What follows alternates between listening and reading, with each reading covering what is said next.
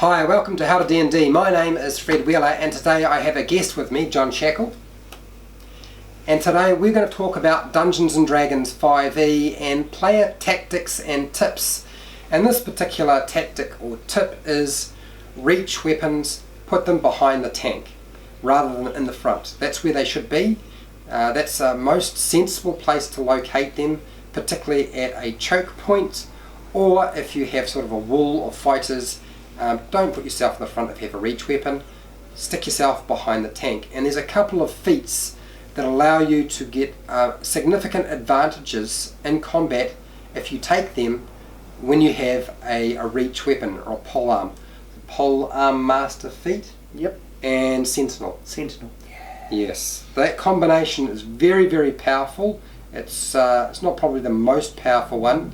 A lot of people have tried all sorts of different things, but it's very efficient and effective method for dealing with any kind of enemy. You want to talk about that because I know you've used that before? Yeah, as I said, polearms are great.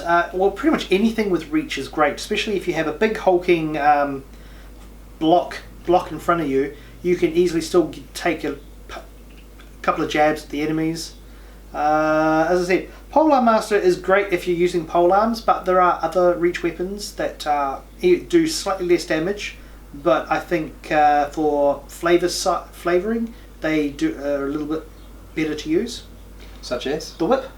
Oh, I remember you've used the whip before. Yes, I've used the whip. Now, what's the benefit of using a whip as a reach weapon? It's exactly the same, but you can use it to, as I said, if you want to, if the DM allows you, you can use it to pull someone closer, or you can push it away. You could knock out their weapon in their hand. Like polearms, you can still kind of do that, but with a whip, it's more, you can visualize it better. Right, and hooking them with a whip and pulling them closer makes a lot of sense. Yeah. Because that's something you can actually do in real life, right? Yes. And so we try to transfer that over to the game of Dungeons & Dragons as well. And then with Sentinel, you want to explain a little bit about Sentinel and the combination with Polearm Master?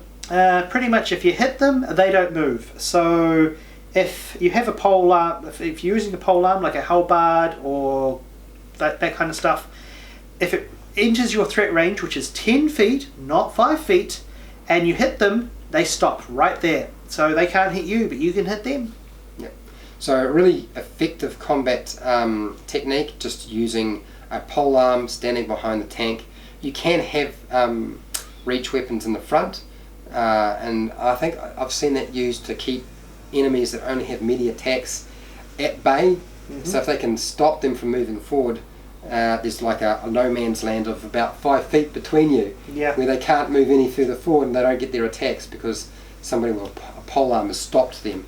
Yeah. That can be very effective in combat as well. Anything else to add?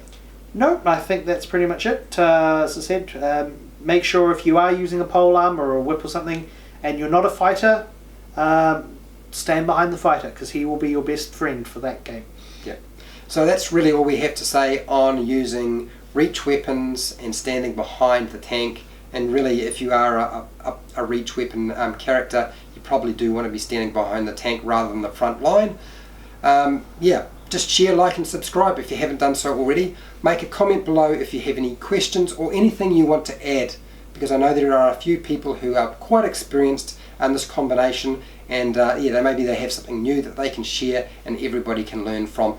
Until next time, John, keep rolling those 20s. See you later.